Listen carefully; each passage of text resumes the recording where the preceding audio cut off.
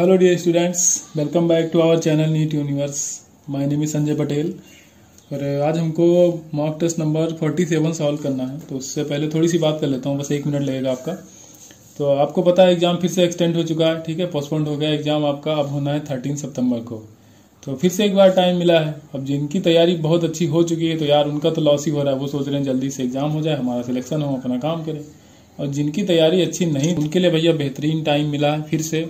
तो वो लोग फिर से जुट जाएं अपनी पढ़ाई में, ठीक है। अगर आप हॉस्टल में रह रहे हो, घर से दूर रह रहे हो, तो अगर आप चाहो वैसे पब्लिक ट्रांसपोर्ट से तो इस समय कहीं भी आना जाना सुरक्षित नहीं है, लेकिन तो तब भी अगर चाहो तो आप जा सकते हो। 1-2 दिन के लिए अपने घर जाओ, घूम आओ और फिर से एकदम रिचार्ज होकर और फिर से शुरू करो, ठीक है।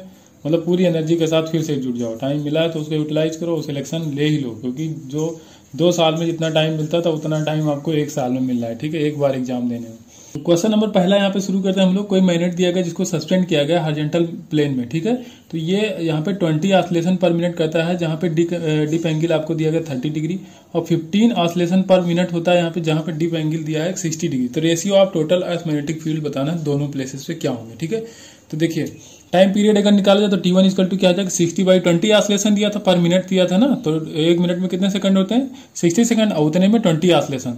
तो देखिए 3 सेकंड आ जाएगा इसका टाइम पीरियड। और जब डिप एंगल होगा 30, दूसरी बार टाइम पीरियड जब डिप एंगल होगा 60 डिग्री, तो यहाँ पे आ जाएगा 4 सेकंड के बराबर, ठीक है। डिप एंगल क्या होता है, जैसे कोई यहाँ पे मान लो कि ये मैग्नेटिक नीडल है, ये इसको यहाँ पे अगर हैंग किया गया, इसमें यहाँ पे मैग्नेटिक फील्ड है, तो ये होगी थीटा और ये हो जाएगा आपका BH, ये हो जाएगा horizontal component of magnetic field, ठीक है। तो ये जो एंगल बनता है उसी को हम लोग बोलते हैं डिप एंगल, ठीक है।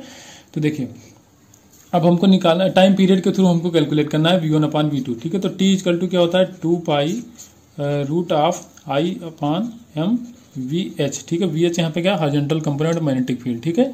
यहाँ पे क्या है, ये मैग्नेटिक मोमेंट है, यहाँ पे मोमेंट ऑफ इनर्शिया है। तो ये दोनों तो कांस्टेंट रहेंगे क्योंकि सेम जो भी मैग्नेट है जिसको हैंग किया गया है वो सेम है, ठीक है। तो अब देखिए अब यहाँ पे क्या करेंगे हम, T2/T1 करेंगे। तो यहाँ पे रूट ऑफ क्या हो जाएगा, यहाँ पे V2 आएगा क्योंकि इनवर्स रिलेशन है। तो T2 यहाँ पे है तो V2 यहाँ पे होगा। V2 क्या होगा, cos 60 के बराबर। तो ये हो जाएगा आपका cos 60 और ऊपर आ जाएगा T1 की जगह यहाँ पे रखोगे V1, तो V1 की जगह रखोगे आप cos 30, ठीक है, cos 30। लेकिन यहाँ पे V2 भी रहेगा, यहाँ पे V1 भी रहेगा, ठीक है। हॉरिजॉन्टल कंपोनेंट हम ले रहे हैं। अब देखो स्क्वायर कर लो, तो यहाँ पे क्या हो जाएगा, T2 का स्क्वायर अपॉन T1 का स्क्वायर इज इक्वल टू यहाँ पे आ जाएगा V1 cos 30 की वैल्यू हो जाएगी √3/2, ठीक है, अपॉन V2 और ये cos 60 की वैल्यू हो जाएगी 1/2 यहाँ कैंसिल आउट हो जाएगी, यहाँ पर बचेगा √3। T2/T1 का स्क्वायर, तो T2 की जगह 4 सेकंड, T1 की जगह 3 सेकंड, दोनों का स्क्वायर कर लोगे कितना आ जाएगा 16/9। तो इधर आ जाएगा 16/9 और दूसरी तरफ ये √3 इसके साथ आ जाएगा। तो यहाँ पे आ जाएगा आपका V1/V2 इज इक्वल टू 16/9 √3, ठीक है। तो ऑप्शन यहाँ पे बी सही हो जाएगा। क्वेश्चन नंबर 2, ठीक है। ये आसान क्वेश्चन है, इसमें कुछ है नहीं वैसे। यहाँ पे आपको कहा गया है कि वोल्टेज ड्रॉप इसमें बताना चाहिए। वोल्टमीटर लगा है, इसका रीडिंग दिया गया है कितना होगा। एक बार इसको S1 को क्लोज किया था, एक बार S2 को क्लोज किया गया, दूसरी बार क्या गया, तीसरी बार क्या गया, दोनों को क्लोज किया गया, ठीक है। तो चलिए शुरू करते हैं। तो अगर S1 को क्लोज करो, अब माना हमने S1 को क्लोज किया तो करंट कितनी जाएगी, तो I इक्वल टू E/R। तो E/R, R कितना हो जाएगा, ये R तो इंडिपेंडेंट है और यहाँ पे ये तो ओपन है, तो यही केवल सर्किट क्लोज हो रही है। तो 3R इसका ऐड करो, तो R + 3R, तो यहाँ पे हो जाएगा 4R। अब ड्रॉप देखना है तो V इक्वल टू IR होता है, तो यहाँ पे V देखा है तो V equal to IR, I कितना हो जाएगा E/4R इंटू, अब जो ड्रॉप इसमें होगा वही तो वोल्ट मीटर इन दोनों के पैरेलल में लगा है, तो वही तो यहाँ पे मेजरमेंट होगा, तो इंटू 3R हो जाएगा, ठीक है। तो यहाँ से R और R कैंसिल आउट हो जाएगा, तो यहाँ पे जो V आ जाएगा वो आ जाएगा आपका 3E/4, ठीक है। ऐसे आप जब आप 6 को केवल S2 को क्लोज करोगे, S1 को ओपन रखोगे, तो यहाँ पे 6R रेजिस्टेंस कंसीडर करोगे, तो 6 ये और ये, तो 7R हो जाएगा, ठीक है। तो करंट निकल के आ जाएगी E/7R, ठीक है। तो करंट हो जाएगी E/7R, तो जो V2 आएगा यहाँ पे, ठीक है, ये हो गया आपका V1, तो V2 आ जाएगा V equal to IR, I कितना हो जाएगा आपका E/7R into R, R into कितना रखोगे 6R, ठीक है। तो यहाँ पे करोगे 6, तो ये R कैंसिल, तो यहाँ पे हो जाएगा 6E/7, ठीक है, 6E/7 आ गया। ऐसे जब V3 निकालने जाओगे तो जब दोनों को क्लोज कर दोगे तो दोनों पैरेलल में 6 और 3 का होता है 2R के बराबर, ठीक है। तो 2R और R हो जाएंगे 3R, तो यहाँ पे करंट हो जाएगा E/3R और मेजरमेंट जो लेना है वो जो यहाँ पे ड्रॉप आएगा वो 2R में आएगा, तो यहाँ पे करोगे 2R, तो ये हो जाएगा 2E/3, ठीक है। आप कैलकुलेट करो तो इसका आ जाएगा लगभग 0.7, ठीक है। और इसका कितना आएगा, लगभग 0.8 कुछ आएगा, ठीक है, समथिंग। तो हमको ऑर्डर देखना है तो इसमें कोई दिक्कत नहीं होगी। और यहाँ पे आ जाएगा लगभग 0.6 के बराबर। तो सबसे ज़्यादा कौन सा दिख रहा होगा आपको? सबसे ज़्यादा यहाँ पे V2 है, ठीक है, 0.8 के बराबर। फिर क्या है? V1 है, ठीक है, 0.7 है, और फिर V3 है सबसे कम यहाँ पे। तो बस यही ऑर्डर हो जाएगा यहाँ पे। क्वेश्चन नंबर 3 है, देखिए आसान क्वेश्चन है। यहाँ पे पोटेंशियोमीटर वायर का लेंथ, ठीक है, LW दिया गया 600 सेंटीमीटर, ठीक है, और करंट कितना दिया गया? 40 मिली एम्पियर दिया गया है। देखिए लेंथ हमने 2 बार लिख दिया, कोई दिक्कत नहीं। यहाँ पे कह रहा है कि जो यहाँ पे मेजरमेंट जो लेंथ लिया जा रहा है वो है 500 सेंटीमीटर, ठीक है, ये 500 सेंटीमीटर है। तो इतनी लेंथ पे अगर हम इसको लगा रहे हैं जो गैल्वेनोमीटर, तो यहाँ पे डिफ्लेक्शन हो जाए 0, ठीक है। हम कंपेयर करें इस 2 वोल्ट की बैटरी को, तो आपको पता है कि ये सेकेंडरी सर्किट है, यहाँ पे ये है प्राइमरी सर्किट पोटेंशियोमीटर की। तो पोटेंशियोमीटर का मेन कंडीशन होती है, ठीक है, मेन जो शर्त होती है कि सेकेंडरी सर्किट में कोई करंट नहीं जाएगी। तो यहाँ पे कोई करंट नहीं जाएगी, तो जो ड्रॉप आएगा तो यही 2V के बराबर आना चाहिए। तो 2V इक्वल टू कितना होना चाहिए? ये पोटेंशियोमीटर के वायर में जो ड्रॉप हो रहा है, तो वायर में ड्रॉप कैसे निकालेंगे? तो V इक्वल टू IR किया था, तो टोटल करंट यहाँ पे दिया है 40 मिली एम्पियर, तो इसको करते हैं एम्पियर। तो ये तो हो गया आपका करंट इंटू R। अब आपको बताना है इसमें पोटेंशियोमीटर वायर का रेजिस्टेंस, ठीक है। तो पहले हम ड्रॉप देख लें, टोटल ड्रॉप कितना होगा। तो V इक्वल टू क्या करते हैं? IR, और V किसके बराबर आना चाहिए? जो यहाँ पे बैटरी हमने लगाई जिसका EMF हमको चेक करना है, ठीक है। तो V इक्वल टू IR, तो I तो होगा इतना, R हम मान लें कि कैपिटल R है इसका टोटल रेजिस्टेंस। तो ये तो हो गया टोटल ड्रॉप। तो 600 सेंटीमीटर से इसको डिवाइड करें तो पर यूनिट लेंथ में जो ड्रॉप हो रहा है वो हो जाएगा। तो पर यूनिट लेंथ को अगर 500 सेंटीमीटर से डिवाइड कर दें तो यहाँ तक जो ड्रॉप आ रहा है वो आ रहा है, वो इसके बराबर आना चाहिए। बस इसको कैलकुलेट करो, 0 0 0 कैंसिल आउट हो जाएगा। R जब यहाँ कैलकुलेट करोगे तो यहाँ पे 6 चला जाएगा उसके साथ, 2 के साथ, और बाकी सारी चीज़ें 5, और यहाँ पे 40 आ जाएगा इसके नीचे। तो 5 यहाँ पे हो जाएगा 40, और 10 की पावर -3 ऊपर जाएगा तो हो जाएगा 10 की पावर +3, ठीक है। तो बस R की वैल्यू यहाँ से निकल के आ जाएगी 60 ओम के बराबर, ठीक है। समझ में ना आया तो देख लो भैया, ये हो जाएगा 2000, ठीक है। यहाँ से 0 से 0 गया, यहाँ पे हो जाएगा 50, ठीक है, और ये 50 से 5 को कैंसिल करो तो 10 आएगा, 10 6 जा 60। क्वेश्चन नंबर 4 है, ठीक है। ये भी इसमें दिया गया magnetic flux through the coil, ठीक है। यहाँ पे 5 दिया गया है आपको, और रेट ऑफ EMF चेंज बताना है कितना होगा T इक्वल टू 3 से T इक्वल टू 0 पर, ठीक है। तो E इक्वल टू क्या होता है? -d∅dt होता है, ठीक है। तो E इक्वल टू क्या होता है? -d∅, तो माइनस d∅dt यहीं से कर लो। तो 5 2 यहाँ पे हो जाएगा 10t प्लस आप 6, ठीक है। तो यहाँ पे T equal to 0, T equal to पहले 3 सेकंड पे देखो, तो 3 सेकंड पे देखो तो क्या हो जाएगा? 10 इंटू 3 तो 30 प्लस 6 तो -36 हो जाएगा, ठीक है, -36 वोल्ट। और फिर T इक्वल टू 0 पे देखो E, ठीक है, E equal to T equal to 0 पे देखोगे तो +6, तो यहाँ पे 0 तो ये टर्म 0 हो जाएगा, बचेगा 6, तो यहाँ पे हो जाएगा -6, ठीक है। तो देखो अब E1 अपान E2 का आपको रेशियो बताना है, ठीक है। T इक्वल टू 3 से T इक्वल टू 0 पे रेशियो बताना है। तो यहाँ पे E1 अपान E2 जब करोगे तो कितना आए? वहाँ पे आए -36, और यहाँ आए -6, तो यहाँ पे आ जाएगा आपका 6:1 के बराबर। क्वेश्चन नंबर 5 है, देखिए यहाँ पे एक सर्कुलर आर्क दिया गया है, ठीक है, सेमी सर्कुलर आर्क है। यहाँ पे मैग्नेटिक फील्ड पेपर के प्लेन के इनसाइड है, और इसका जो एक्सिस ऑफ रोटेशन है वो पेपर के प्लेन के परपेंडिकुलर है। इसका रेडियस R दिया गया है। तो आपसे इंड्यूस EMF आपसे पूछा गया है, शायद यहाँ पे वही पोटेंशियल डिफरेंस या इंड्यूस EMF। तो पोटेंशियल डिफरेंस आपसे पूछा गया P और Q के बीच में। तो यहाँ पे ये पॉइंट P है, ये है Q। तो निकालना है फिर पोटेंशियल डिफरेंस। तो पोटेंशियल डिफरेंस के लिए क्या करोगे? VVL के बराबर, ठीक है, VVL। तो V तो क्या होता है? मैग्नेटिक फील्ड वाला V। इसकी वेलोसिटी आपको दी गई है, देखिए एंगुलर वेलोसिटी दी गई, तो एंगुलर वेलोसिटी देखिए V इक्वल टू क्या होता है? R ओमेगा के बराबर होता है, ठीक है, R omega. V equal to क्या होता है? R omega. तो आपको लीनियर वेलोसिटी रखनी होती है तो ओमेगा इंटू A रख लोगे, ठीक है, तो ये हो जाएगी लीनियर वेलोसिटी आपकी। तो V इंटू L। अब L कितना रखोगे? देखिए भैया L तो ये पूरा हो जाएगा ना। इफेक्टिव लेंथ कितना हो जाएगा इसका? इफेक्टिव लेंथ इसका होगा 2a के बराबर, क्योंकि इसका डायमीटर कितना हो जाएगा? 2a के बराबर हो जाएगा, ठीक है। तो बस सॉल्व हो गया। तो V ओमेगा A² और 2 आगे मल्टीप्लाई करा दो, ठीक है। तो पहला ऑप्शन यहाँ पे करेक्ट हो जाएगा। क्वेश्चन नंबर 36 से देखिए यहाँ पे 2 पॉइंट दिए गए हैं। एक पॉइंट पे 600 वोल्ट का पोटेंशियल अप्लाई किया गया, दूसरे पॉइंट Q पे 0 वोल्ट पोटेंशियल है। यहाँ पे एक चार्ज रिलीज किया जाता है, ठीक है। ये Q इक्वल टू कितना है इसका? 10 की पावर -6 कूलम चार्ज है। मास इसका दिया गया 1 ग्राम। और जब यहाँ Q पॉइंट पे पहुंचता है इसके पास वेलोसिटी आ जाती है 20 सेंटीमीटर पर सेकंड की। तो यहाँ पे P पे पूछता है कि इसकी वेलोसिटी कितनी रहेगी। तो इसमें क्या करना है? कंजर्वेशन ऑफ मैकेनिकल एनर्जी लगाइए। यहाँ पे इसकी potential energy plus kinetic energy equal to क्या? वहाँ पे kinetic energy plus potential energy, बस उसको कैलकुलेट करना। तो यहाँ पे देखिए हम कर देते हैं ½ mv², ठीक है। ये m1 मान लेते हैं, इसको v1 मान लो, ठीक है। मास तो इसका सेम ही है क्योंकि सेम पार्ट के लिए। तो ½ mv² plus q into v, ठीक है। q कितना दिया गया इनको? 10 की पावर -8 इंटू पोटेंशियल दिया गया 600 वोल्ट, ठीक है, इक्वल टू। अब यहाँ पे देखिए तो यहाँ पे काइनेटिक एनर्जी हो जाएगी ½ वी क्यू स्क्वायर मतलब V2 स्क्वायर कर लो या कुछ भी कर लो, तो यहाँ पे हो जाएगा, यहाँ पे आएगा 0.2 मीटर पर सेकंड, तो 0.2 को स्क्वायर करो तो आ जाएगा 0.4 सेंटीमीटर पर स्क्वायर, ठीक है, सेंटीमीटर पर सेकंड स्क्वायर। तो ये हो जाएगा आपका। अब देखिए यहाँ पे पोटेंशियल है जी, तो पोटेंशियल यहाँ पे 0 है तो वो हो जाएगा 0, ठीक है। तो अब ये इसको सॉल्व करिए, आपका आंसर आ जाएगा। आपको V1 कैलकुलेट करना है, बाकी सारी चीज़ें दी गई हैं, ठीक है।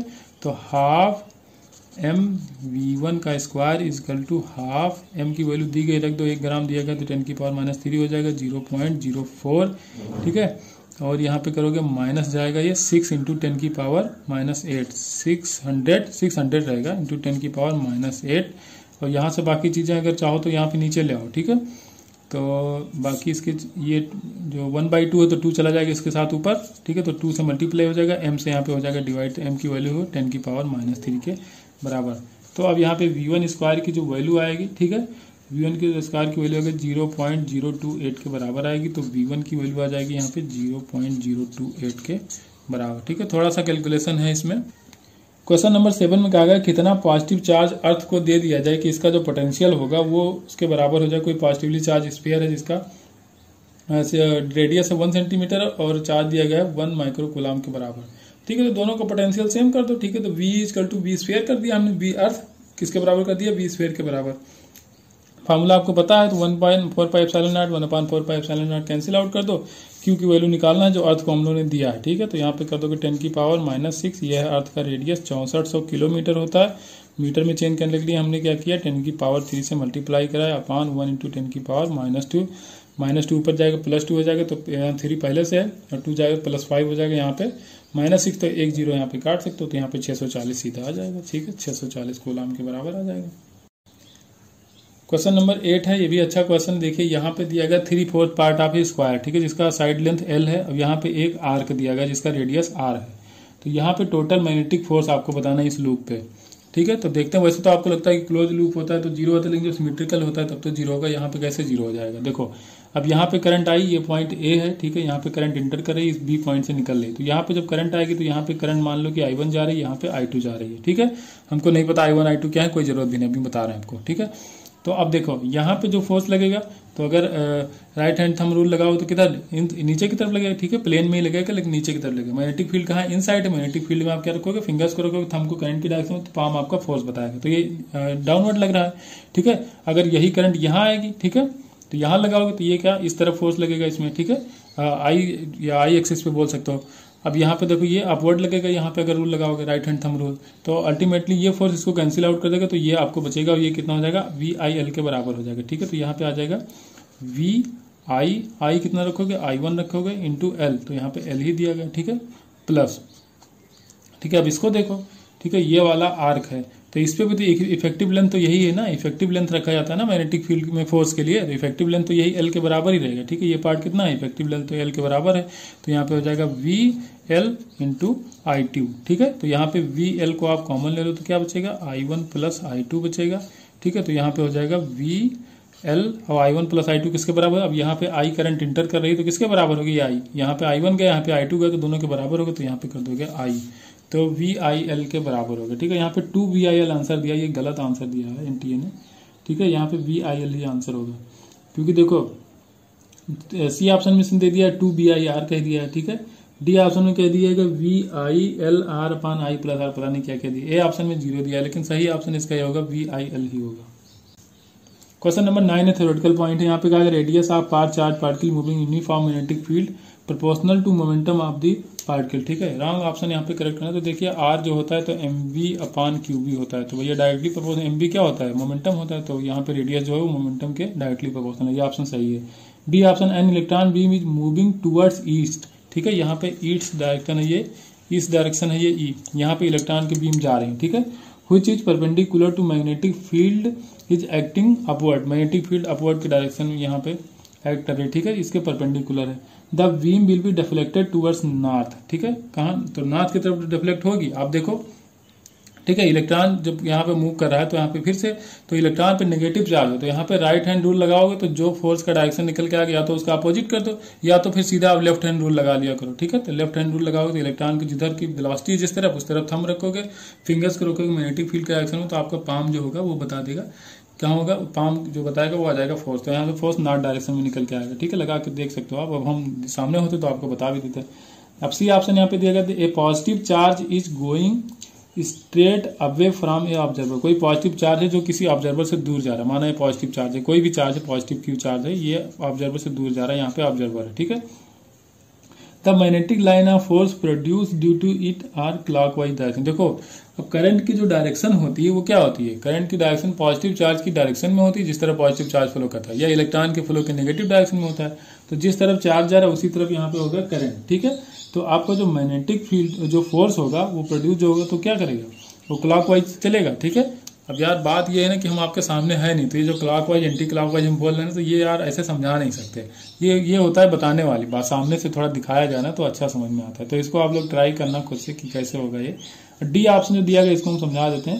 While passing through a given place the path of electron remains straight line, it can be definitely set that the magnetic field is not present in at that. मतलब अरे इस अंग्रेजी का इतना ही मतलब है कि कोई इलेक्ट्रॉन वहां से गुजर रहा है किसी पाथ से, अब वहां पे इलेक्ट्रॉन अगर डेविएट नहीं होता है अपने पाथ से, ठीक है, कोई इलेक्ट्रॉन हमने रिलीज किया और यहाँ से इलेक्ट्रॉन सीधे निकल गया, अगर सीधे निकल गया तो हम ये मान लेंगे कि वहां पे मैग्नेटिक फील्ड है ही नहीं, मतलब या हो ही नहीं सकती, ये हम कह सकते हैं, डेफिनेटली कह सकते हैं, इसमें कहा गया। लेकिन ऐसा नहीं है, आपको भी पता है मैग्नेटिक फील्ड में जो फोर्स लगता है तो वो अगर ये परपेंडिकुलर या अदर देन 0 डिग्री या 180 डिग्री पे एंटर करेगा तभी इस पे फोर्स लगेगा, वरना अगर ये 180 डिग्री पे या 0 डिग्री पे होगा तो इस पे कोई फोर्स नहीं लगेगा। तो वहां पे मैग्नेटिक फील्ड हो सकती है, क्यों नहीं हो सकती भाई, मैग्नेटिक फील्ड रही होगी और उसी डायरेक्शन में आपने इसको इलेक्ट्रॉन को थ्रो कर दिया या रिलीज किया तो उस पर कोई फोर्स ही नहीं लगेगा, ठीक है। तो 0 और 180 के अदर एंगल पे अगर आप इसको ड्रॉप करोगे या छोड़ोगे तो यहाँ पे डेविएशन देखने को मिलेगा। तो ये जरूरी नहीं है कि वहां पे मैग्नेटिक फील्ड ना हो, तो ये ऑप्शन यहाँ पे गलत हो जाएगा। क्वेश्चन नंबर 10 है, देखिए during total solar eclipse Fraunhofer's line appear bright because, ठीक है, क्यों दिखती है। तो देखिए इसका एक ही तरीका दिखना है कि जो कि जब टोटल सोलर इक्लिप्स फ्रॉनहोफर जो लाइन होती है वो ब्राइट इसलिए अपीयर होती है कि जो मून होता है ना तो वो ब्लॉक कर देता है सभी रेडिएशन को, ठीक है। जो मून होता है वो क्या करता है, सभी रेडिएशन को ब्लॉक कर देता है जो इमिट होती है फोटोस्फीयर से, ठीक है, फोटोस्फीयर समझ रहे होगे। तो फोटोस्फीयर से जो मून होता है वो सभी रेडिएशन को ब्लॉक कर देता है, ठीक है। और जो क्रोमोस्फीयर से आपका रेडिएशन आता है वहां से जो होता है वही अर्थ तक पहुंचता है, ठीक है। तो क्रोमोस्फीयर से जो रेडिएशन इमिट होती है वो अर्थ तक आपके पहुंचती है। तो ड्यूरिंग टोटल रेडिएशन, ठीक है, क्या होता है, फ्रॉनहोफर्स लाइन जो होती है जो अपीयर होती है ब्राइट, तो इसलिए होते हैं क्योंकि जो मून होता है तो वो क्या करता है, जो फोटोस्फीयर से रेडिएशन इमिट होती है उनको ब्लॉक कर देता है, ठीक है। क्वेश्चन नंबर 11 यहाँ पे कहा गया 2 moles of ideal guys have undergone a cyclic process, ठीक है, 1 2 3 1 2 यहाँ पे साइक्लिक प्रोसेस के थ्रू जा रहा है। तो कह रहा है if net heat exchange in the process is -300 joule, जो नेट हीट एक्सचेंज है वो -300 जूल के बराबर। तो work done by the process 2 to 3, जो प्रोसेस यहाँ पे 2 to 3 दिया गया तो इसमें वर्क डन पूछा गया, ठीक है। तो डेल्टा यू अगर देखा जाए जो चेंज इन इंटरनल एनर्जी हो जाएगा 0। साइक्लिक प्रोसेस में डेल्टा यू जो होता है वो क्या होता है, 0 के बराबर होता है। तो अगर फ्लॉट लगाया जाए फर्स्ट लॉ ऑफ थर्मोडायनेमिक्स, तो जो डेल्टा क्यू के बराबर डेल्टा क्यू होता है वो delta U plus delta W के बराबर, तो क्यू हो जाएगा यहाँ पे 0। तो जो भी हीट दे रहे हो वो टोटल वर्क डन के बराबर हो जाना चाहिए। तो टोटल हीट आप दे रहे हो -300 जूल के बराबर, ठीक है। तो ये लिख लो, प्लस अब यहाँ क्या लिखोगे, W12 प्लस W12 हो गया, फिर 23, ठीक है, W23 plus of W3 into 1, ठीक है। तो आप देखो W12 क्या होगा, तो W12 अगर देखा जाए तो ये जो आपका ग्राफ है, ये लाइन जो पास हो रही है वो ओरिजिन से पास हो रही है। तो यहाँ पे आप लिख सकते हो T directly proportional to V। तो यहाँ पे कांस्टेंट प्रेशर पे हो रहा है, ठीक है। तो कांस्टेंट प्रेशर पे जो वर्क डन होता है क्या होता है, NR डेल्टा T के बराबर, ठीक है। तो क्या लिख दोगे आप, NR डेल्टा T लिख दोगे यहाँ पे। तो N दिया गया आपको 2 मोल, R और डेल्टा T टेम्परेचर यहाँ पे चेंज हो रहा है। देखिए ग्राफ में दिख रहा होगा टेम्परेचर कितना चेंज हो रहा है, 300 केल्विन टू 600 केल्विन तक जा रहा है, ठीक है। तो आप देख सकते हो यहाँ पे टेम्परेचर का चेंज हो जाएगा 300 केल्विन के बराबर, प्लस W23 तो आपको निकालना है, W23 प्लस W31 क्या होगा, तो 31 देखो यहाँ पे क्या है, ये कांस्टेंट प्रेशर है, ठीक है। ये क्या है, कांस्टेंट प्रेशर, कांस्टेंट वॉल्यूम है, सॉरी। तो ये हो जाएगा आपका आइसोकोरिक प्रोसेस, ठीक है। यहाँ पे क्या हो गया था, आइसोबारिक प्रोसेस हो गया था W12, यहाँ पे हो जाएगा आइसोकोरिक, और आइसोकोरिक में जो वर्क डन होता है वो होता है 0 के बराबर। तो ये लिख दोगे 0, यहाँ पे आ जाएगा 300 जूल। तो आपको अब यही चाहिए W23, तो W23 जो हो जाएगा, तो इधर कितना आएगा इसको पहले कैलकुलेट करो, तो 300 इंटू 2 600 हो जाएगा, और ये R की वैल्यू रखोगे 8.3, ठीक है। तो यहाँ पे आ जाएगा लगभग 4900 के बराबर, 4950 के आसपास आ सकता है, ठीक है। तो यहाँ पे हो जाएगा आपका, क्योंकि ऑप्शन क्लोज नहीं है इसलिए मैं बोल दे रहा हूँ इसको, ठीक है। तो यहाँ पे हो जाएगा लगभग 4950 के बराबर, ठीक है, इतना जूल। और ये माइनस से इधर लाओगे तो प्लस हो जाएगा, प्लस 300। तो यहाँ लगभग आपका हो जाएगा 5250 के बराबर लगभग, ठीक है। तो यहाँ पे ऐसा कोई ऑप्शन दिया नहीं है तो नन ऑफ दीज जाएगा, क्योंकि यहाँ पे माइनस में 5000 दिया है, तो 5000 तो आपका आया नहीं, आपको आया 5250 के आसपास, ठीक है। तो ये ऑप्शन कोई नहीं है यहाँ पे, तो नन ऑफ दीज हो जाएगा। क्वेश्चन नंबर 12 यहाँ पे कहा गया है कि 70 calorie of heat required to raise the temperature of 2 mole of ideal diatomic gas at constant pressure from 30 degree to 35 degree. 70 calorie heat चाहिए किसी डायटोमिक गैस 2 मोल दिया गया जिसको, ठीक है। तो इसका टेम्परेचर चेंज करने के लिए 30 से 35 तक, तो कह रहा है कितना अमाउंट ऑफ हीट हमको चाहिए, टेम्परेचर उतना ही बढ़ाना है, 30 से 35 ही बढ़ाना है, ठीक है। Same gas at constant volume पे पूछा है, ठीक है। पहले कहा था कांस्टेंट प्रेशर पे उतना लगता है 70 कैलोरी, तो कांस्टेंट वॉल्यूम पे कितना लगेगा। तो Q इजकल टू क्या करोगे, कांस्टेंट प्रेशर पे क्या करोगे, QP इजकल टू क्या करोगे, NCP डेल्टा T, ठीक है। और जो QB होगा, ठीक है, तो वो क्या होता है NCV डेल्टा T, ठीक है। इसको डिवाइड करो तो NN हो जाएंगे कैंसिल आउट, और डेल्टा टी सेम दिया है, ठीक है, 30 to 35 दिया है, तो कोई मतलब नहीं, दोनों कैंसिल आउट हो। तो CP अपान CV, QP अपान QB है, तो CP अपान CV की वैल्यू लिख दोगे gamma. Gamma diatomic molecule के लिए होता है 7/5 या 1.4 लिख सकते हो, हो जाएगा 1.4। हाँ, QP अपान QB, QP आपको दिया है 70 और QB आपको निकालना है, तो बस QB निकालना है, ये लाओ 70 अपान 1.4 कैलकुलेट करो, 50 आ जाएगा। कैलकुलेट क्या करना भैया, पॉइंट हटाओ, 0 बढ़ाओ, 14 पंचे 70, 50 आ जाएगा, ठीक है। तो 50 कैलोरी के बराबर आएगा। क्वेश्चन नंबर 13 है भैया, ये भी आसान क्वेश्चन है। यहाँ पे कहा गया कि कोई 2 स्ट्रिंग्स हैं, ठीक है, कॉपर की, इनको स्ट्रिंग किया गया है सेम टेंशन से। क्रॉस सेक्शनल एरिया का यहाँ पे आपको रेशियो दिया गया 1:4। Then the respective wave velocity देखिए, wave velocity v equal to क्या होता है, root of t by mu. Mu होता है मास पर यूनिट लेंथ, मास पर यूनिट लेंथ को आप लिख सकते हो, मास को हमने लिखा डेंसिटी एरिया, ठीक है। एरिया को लेंथ से मल्टीप्लाई करो तो वॉल्यूम आ जाएगा, तो डेंसिटी इंटू वॉल्यूम क्या हो जाएगा, मास हो जाएगा। अपान पर यूनिट लेंथ किया तो लेंथ और लेंथ कैंसिल आउट हो जाए, तो क्या बच जाएगा, रो इंटू ए। तो v जो हो जाएगा, तो v इक्वल टू हो जाएगा root of t upon rho into A. तो सेम मटेरियल है, कॉपर है, तो रो भी कांस्टेंट और टेंशन कह रहा है सेम लग रहा है, तो वो भी कांस्टेंट, तो v हो जाएगा इनवर्सली प्रोपोर्शनल टू ए। तो V1 upon V2 is equal to हो जाएगा आपका A2 अपान A1, ठीक है, A2 अपान A1। तो A1 अपान A2 का रेशियो आपको दिया था 1:4, तो यहाँ पे हो जाएगा 4:1, तो यहाँ पे आ जाएगा 2:1 के बराबर। क्वेश्चन नंबर 14 दिया गया, देखिए ये भी आसान क्वेश्चन है। कोई टेम्परेचर दिया गया बॉडी का केल्विन स्केल पे, कहा गया कि x केल्विन के बराबर है। When it is measured by the Fahrenheit thermometer it is found to be x Fahrenheit, then the value of x, ठीक है। तो देखिए अब केल्विन के लिए तो ये हम लोग यूज करते हैं x minus of 273 upon 373 minus 273। तो ये फ़ारेनहाइट के लिए होता है f अपान 30, f माइनस 32 अपान 212 माइनस 32। अगर इसी को डिग्री सेंटीग्रेड में चाहिए तो c अपान 100 कर सकते हो, ठीक है। तो हमको यहीं पे चाहिए, तो कोई और सॉल्व करने की जरूरत नहीं है।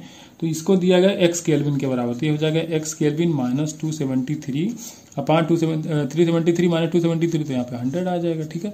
यहाँ पे करोगे f की जगह क्या दिया गया, f(x) के बराबर दिया गया, ठीक है। तो x करो और कैपिटल F दिया गया माइनस 32 अपान 212 माइनस 32, तो ये आ जाएगा 180। कैंसिल करो 0 0 गया, यहाँ से 5 हो जाएगा, ये हो जाएगा आपका 9 को यहाँ मल्टीप्लाई करो, 5 को उधर करो, तो इधर हो जाएगा आपका 9kx, ठीक है। x केल्विन दिया था तो k क्यों रख रहे हो यहाँ पे f भी नहीं रखोगे, क्योंकि fx के बराबर दिया था, f फ़ारेनहाइट दिया था ना, तो यहाँ पे केवल x फ़ारेनहाइट, तो x रखोगे।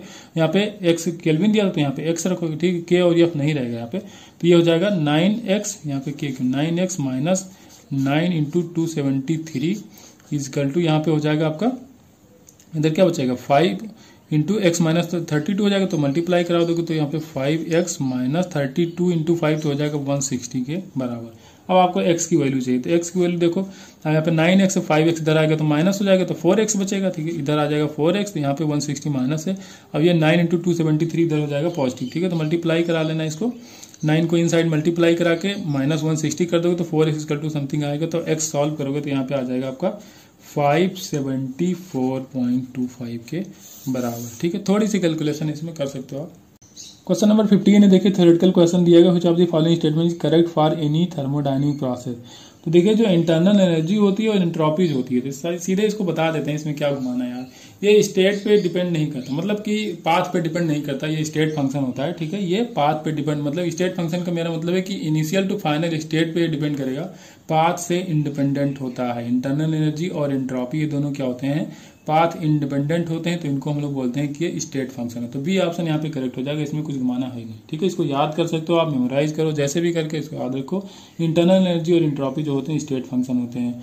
क्वेश्चन नंबर 16 देखिए, बाई मेटेलिक स्ट्राइप दिया गया एक्स और वाई, ठीक है, और इसका जो लीनियर कोफिशिएंट एक्सपेंशन है, ठीक है, तो वो दिया गया है, जो आपका x का है वो अल्फा x है और y का दिया गया अल्फा y, ठीक है। हम मान लिए हैं कि अल्फा y है ये, और अल्फा x को कहा गया अल्फा y से ज्यादा है, ठीक है।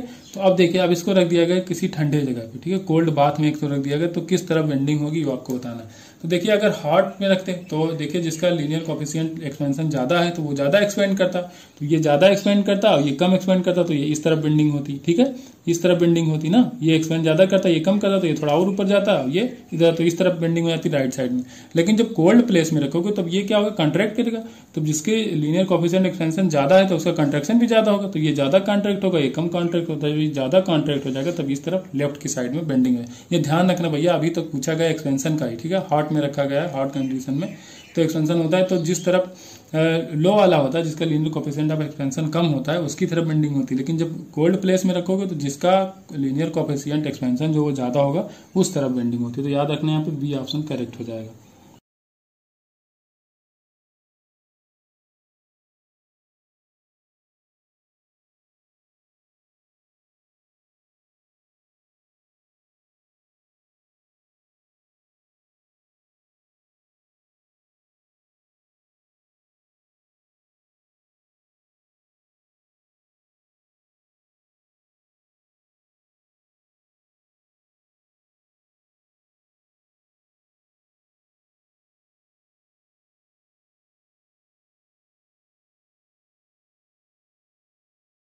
क्वेश्चन नंबर 17 यहाँ पे कहा गया है आपसे, average velocity of the body moving with uniform acceleration travelling a distance 3.06 metre is 0.34 metre per second, ठीक है। एवरेज वेलोसिटी आपको दी गई।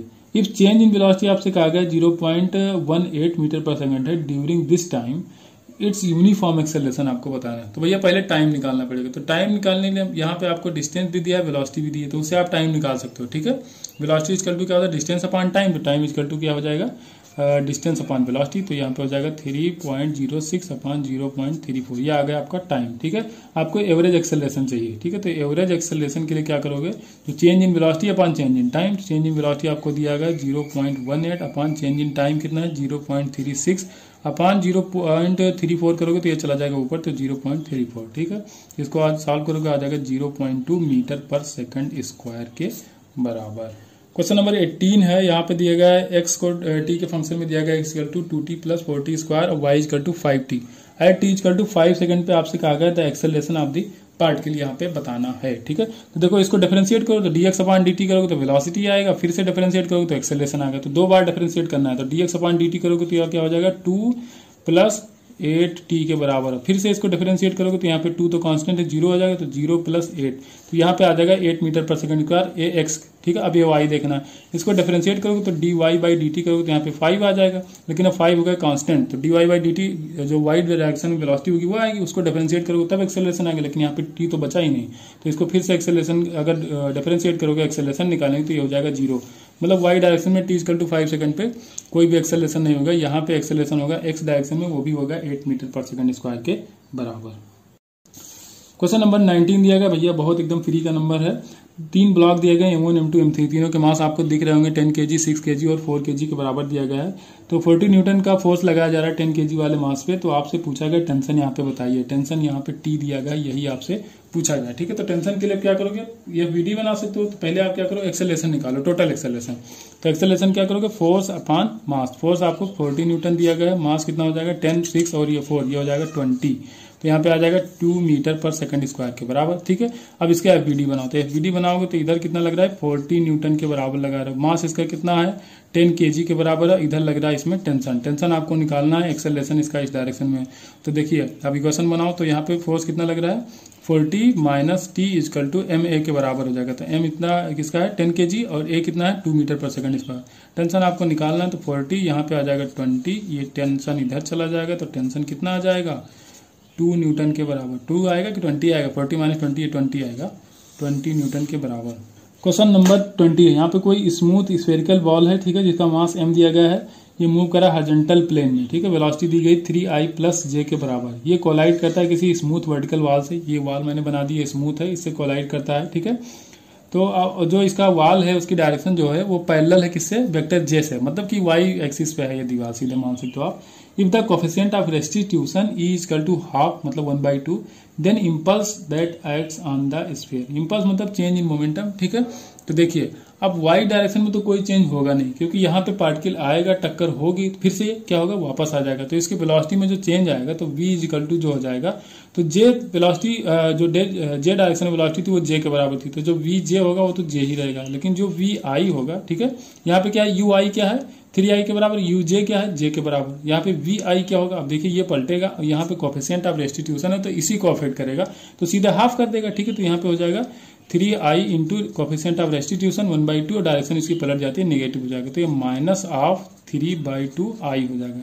ये आ गया आपका वी आई, तो वी आई और वी जे हो जाएगा, तो वी जे तो उसी डायरेक्शन में रहेगा। तो आपको क्या करना है चेंज इन मोमेंटम यहाँ पे निकालना है, तो जे इजकल टू क्या करोगे m v minus m u, ठीक है। तो जे इजकल टू हमको क्या करना है तो एम वी, तो एम आपको दिया गया तो एम ही रखो उसको, और वी तो वी कितना रखोगे माइनस 3/2i प्लस जे, और यहाँ पे क्या हो जाएगा माइनस एम यू, तो एम यू की तो यहाँ पे लिखा है ये 3i प्लस जे, ठीक है। बस इसको सॉल्व कर लो, यहाँ पे i और i को एक साथ रख लो, ठीक है। तो यहाँ पे हो जाएगा माइनस 3/2i, ठीक है, और यहाँ पे क्या हो जाएगा ये माइनस 3mi, ठीक है, और प्लस यहाँ पे क्या हो जाएगा mj, यहाँ पे हो जाएगा माइनस mj, ठीक है। तो mj हो जाएगा कैंसिल आउट, तो माइनस यहाँ पे देखो एलसीएम लोगे 2 आ जाएगा, 2 3 जा 6 और 3 हो जाएगा 9, तो 9/2i वो भी माइनस में और m भी रहेगा, ठीक है। तो यहाँ पे ऑप्शन आपका जो करेक्ट हो जाएगा पहला माइनस ऑफ 9/2mi के बराबर। Question number 21 internal forces can changes. Internal forces क्या चेंज करते हैं, तो भैया लीनियर मोमेंटम तो चेंज करेगा नहीं, तो आपको पता है जब तक कोई एक्सटर्नल फोर्स नहीं लगता तब तक क्या होगा लीनियर मोमेंटम चेंज नहीं हो सकता, या जब तक कोई टॉर्क नहीं लगता तब क्या होता है एंगुलर मोमेंटम चेंज नहीं होता है, ठीक है। तो पहला ऑप्शन गलत हो जाएगा।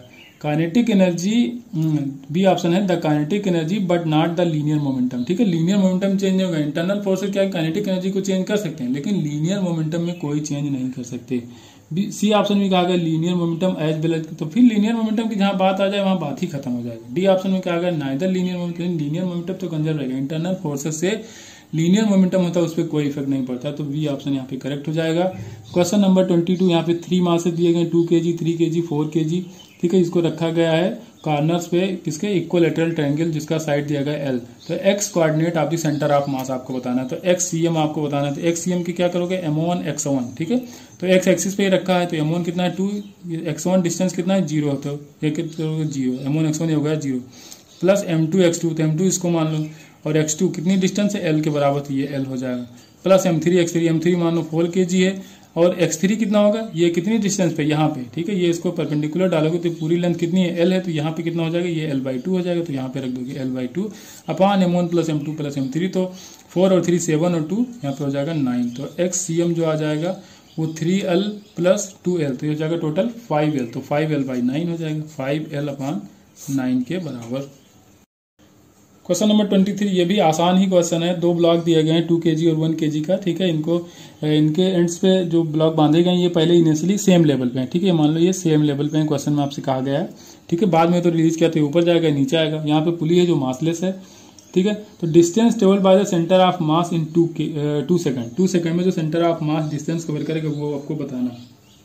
तो अगर हम एक्सेलरेशन निकालें सेंटर ऑफ मास का तो हम बता सकते हैं कितनी दूरी चलेगा, s equal to u t plus half eighty square करेंगे, यूटी कर देंगे 0 क्योंकि इनिशियल स्पीड 0 है इसकी।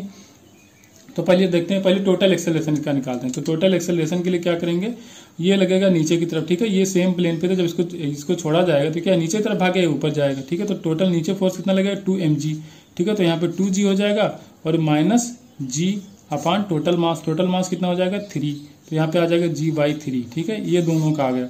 अब इसका एक्सेलरेशन डाउनवर्ड डायरेक्शन में, इसका अपवर्ड डायरेक्शन में, तो ए सेंटर ऑफ मास का एक्सेलरेशन करोगे तो क्या करोगे, a1 m1 plus a2 m2, तो a1 कितना हो जाएगा, देखिए एक्सेलरेशन तो सेम है, तो a1 g/3 m1 हो जाएगा 2 kg, ठीक है, और माइनस a2 इसका भाई एक्सेलरेशन दोनों का सेम है g/3, और मास कितना है 1 kg, अपान m1 प्लस m2 फिर से हो जाएगा 3, ठीक है, m1 प्लस m2 कितना हो जाएगा 3 kg के बराबर आ जाएगा। तो यहाँ पे कितना आ जाएगा 10/9 आ जाएगा, ठीक है, जो आएगा जी की वैल्यू जब रखोगे तो आ जाएगा 10/9 के बराबर। यहाँ एलसीएम लोगे 3 आ जाएगा, ठीक है, यहाँ पे 2g माइनस जी तो कितना हो जाएगा 2g माइनस जी तो g/9, तो g/9 का क्या मतलब हो जाएगा, जी की वैल्यू 10 रख दिया तो 10/9 मीटर पर सेकंड स्क्वायर हो जाएगा। ये तो आ गया एक्सेलरेशन। अब आपको चाहिए कितना डिस्प्लेसमेंट कवर करेगा, टाइम भी दिया आपको, टाइम कितना दिया हुआ है क्वेश्चन में 2 सेकंड दिया गया, ठीक है, तो आपको डिस्टेंस निकालना, तो एस इक्वल टू क्या यूटी प्लस हाफ एटी करोगे तो यूटी हो जाएगा यहाँ पे 0 plus half eighty square, half A acceleration कितना है 10/9, टी स्क्वायर की जगह रखोगे 4, 2 का स्क्वायर करोगे 4 आ जाएगा, तो यहाँ से कैंसिल करोगे तो आ जाएगा 2, तो 2 10 20, तो यहाँ पे आ जाएगा 20/9, ठीक है, तो एस इक्वल टू आ जाएगा 20/9, लेकिन 20/9 नहीं दिया गया, यहाँ पे 2.2 मीटर दिया गया, ठीक है, तो थोड़ा इसको और सॉल्व करना पड़ेगा। क्वेश्चन नंबर 24 दिया गया भैया, फिर से आसान क्वेश्चन है। यहाँ पे दिया गया acceleration vector making angle 30 degree, ठीक है, यहाँ पे 30 डिग्री एंगल बना रहा है ये आपका टेंजेंशियल वेलोसिटी से, ठीक है, जो वेलोसिटी वेक्टर है उससे, तो ratio of magnitude of centripetal acceleration to tangential acceleration, तो भैया इसका कंपोनेंट करो तो ये हो जाएगा टेंजेंशियल एक्सेलरेशन, ये हो जाएगा आपका सेंटीपिटल एक्सेलरेशन, ठीक है, तो इसका रेशियो ही तो बनाना है आपको, ठीक है, तो अभी जो होगा यहाँ पे तो कॉस कंपोनेंट हो जाएगा, तो AT इक्वल टू क्या हो जाएगा, जो एक्सेलरेशन हम मान ले रहे हैं कि A है, ठीक है, तो यहाँ पे हो जाएगा A cos 30, ठीक है, और यहाँ पे जो AN होगा, ठीक है, या AC होगा तो वो क्या हो जाएगा आपका A sin 30 के बराबर। अब सेंटीपिटल अपान टेंजेंशियल का एक्सेलरेशन चाहिए तो AC अपान AT, तो AC की वैल्यू है A sin 30 अपान जो AT है वो है A cos 30 के बराबर, ठीक है, तो A और A हो जाएंगे कैंसिल आउट, तो ये आ जाएगा आपका tan 30 के बराबर, ठीक है, tan 30 दिया ऑप्शन में, तो इसको और सॉल्व करने की जरूरत ही नहीं है। क्वेश्चन नंबर 25 अगेन अच्छा क्वेश्चन है, ठीक है, इसमें आपको बताना है ग्राफ है, ठीक है, ग्राफ का क्वेश्चन है, तो यहाँ पे काइनेटिक एनर्जी, टोटल एनर्जी और पोटेंशियल एनर्जी का ग्राफ बताना है। कोई सैटेलाइट है जो मूव कर रही है, ठीक है, डिस्टेंस फ्रॉम दी अर्थ लेना है, अर्थ के सेंटर से लेना है, ठीक है, जो आर जो स्मॉल आर लिखा हुआ है तो वो सेंटर ऑफ अर्थ से डिस्टेंस लिएगा, तो टोटल एनर्जी कितना होता है, टोटल एनर्जी की बात की U इक्वल टू क्या होता है minus of GMEM upon r, kinetic energy होता है GMM अपान 2R, और पोटेंशियल एनर्जी होती है माइनस ऑफ काइनेटिक एनर्जी के बराबर, तो वो हो जाता है minus of GMEM upon 2R, ठीक है, तो चलिए ग्राफ बनाना शुरू करते हैं। जो माइनस होगा उसका ग्राफ नीचे की तरफ बनेगा, जो पॉजिटिव होगा उसका ग्राफ ऊपर की तरफ। तो देखिए K क्या है, K यहाँ पे इनवर्सली प्रोपोर्शनल टू R है, तो इसका ग्राफ जो बनेगा वो क्या बनेगा, रेक्टेंगुलर हाइपरबोला बनेगा, तो ये हो जाएगा आपका K का ग्राफ, क्योंकि पॉजिटिव रखना है इसको। अब देखिए अब यहाँ पे जो आपकी जो ये टोटल एनर्जी वो क्या है, पोटेंशियल एनर्जी से ज्यादा है, माइनस में है और ज्यादा है, ठीक है, तो ये क्या करोगे यहाँ पे हो जाएगी आपकी एनर्जी, ठीक है, यहाँ पे क्या हो जाएगी एनर्जी, क्यों ये कि ये कम है और ये ज्यादा है, तो टोटल एनर्जी जो है तो ये बाहर हो जाएगी थोड़ी, और ये माइनस रेक्टेंगुलर हाइपरबोला ये भी बनेंगे, लेकिन ये बनेंगे नेगेटिव में। यहाँ पे ये हो जाएगा आपका ये हो जाएगा आपका हाँ ई कौन हो जाएगा, ये हो जाएगा ई, ठीक है, यहाँ पे पोटेंशियल एनर्जी बोल दो या ई बोल दो, ठीक है, आपको क्वेश्चन में ई दिया गया है, तो ऑप्शन यहाँ पे करेक्ट हो जाएगा सी। क्वेश्चन नंबर 26 है, अभी पेपर ही आसान है यार, टाइम पीरियड आपको सैटेलाइट का दिया गया 5 आवर्स, कह रहा है कि अगर separation between the earth and satellite अगर बढ़ा दिया है 4 गुना तो न्यू टाइम पीरियड क्या होगा, तो T2 upon T1 equal to R2 upon R1 का पावर 3/2, ये केपलर्स लॉ लग रहा है। मैं बार बार बोलता हूँ कि लॉस जितने पढ़ लो, तो T2 इक्वल टू T1 दिया गया 5 आवर्स, R2 दिया गया 4 टाइम्स इंक्रीज किया गया पहले से, तो ये हो जाएगा पावर 3/2, R कैंसिल आउट हो जाएगा, 4 की पावर 3/2, तो ये आ जाएगा आपका इसको लिख सकते हो 2 की पावर 2, यहाँ रखोगे 3 की पावर 3/2, तो 2 से 2 कैंसिल आउट, 2 की पावर 3 हो जाएगा 8, 8 5 जब 40 आवर के बराबर, ठीक है। क्वेश्चन नंबर 27, ठीक है, एसएचएम का क्वेश्चन है, displacement of the two identical part आपको दिया गया है, x1 equal to 4 sin 10t plus π/6, x2 दिया गया 5 cos ωt, for what value of omega energy of both particle same, ठीक है, तो एनर्जी इक्वल टू क्या करोगे आप हाफ mv स्क्वायर करना पड़ता है, तो हाफ m, ठीक है, m1 रखोगे यहाँ पे, v की जगह क्या रखोगे a ओमेगा रख दो, तो a1 square omega a1 omega 1 square a1 square equal to half of m2, ठीक है, ओमेगा 2 का स्क्वायर और a2 का स्क्वायर, ठीक है, a2 है, तो यहाँ पे हाफ और हाफ ये हो जाएंगे कैंसिल आउट। अगर सेम पार्टिकल कहा गया, ठीक है, आइडेंटिकल पार्टिकल कहा गया तो मास भी सेम होगा, तो मास भी कैंसिल कर दो दोनों तरफ, ठीक है। अब ओमेगा की वैल्यू देखो, तो ओमेगा की वैल्यू इसमें दिया है 10, ठीक है, और यहाँ पे दिया है सिर्फ और सिर्फ ओमेगा दिया है, ठीक है। तो आपको यही बताना है, तो चलिए शुरू करते हैं। ओमेगा 1 की वैल्यू दिया है 10, 10 का स्क्वायर करोगे हो जाएगा 100, एम्पलीट्यूड दिया है 4 का स्क्वायर करोगे हो जाएगा 16, इजिकल टू ओमेगा 2 को ओमेगा दिया गया, स्क्वायर करोगे, एम्पलीट्यूड दिया है 5 का स्क्वायर करोगे 25, 25 4 जा हो जाएगा 100, ठीक है। तो ओमेगा स्क्वायर इजिकल टू हो जाएगा 64, तो ओमेगा इजिकल टू हो जाएगा आपका 8, ठीक है। कुछ नहीं दिया गया तो 8 यूनिट मान लो कि 8 यूनिट के बराबर। क्वेश्चन नंबर 28 है, यहाँ पे amplitude and time period of the SHM दिया गया है 0.8 सेंटीमीटर और 0.2 second respectively. If the initial phase is कितना है y/2 रेडियन दिया गया है। The equation of representative SHM, ठीक है, रिप्रेजेंटेटिव एसएचएम आपसे पूछा गया है। तो y इजकल टू क्या लिखोगे, y इजकल टू एम्पलीट्यूड आगे लिखते हैं तो लिखोगे 0.8, ठीक है।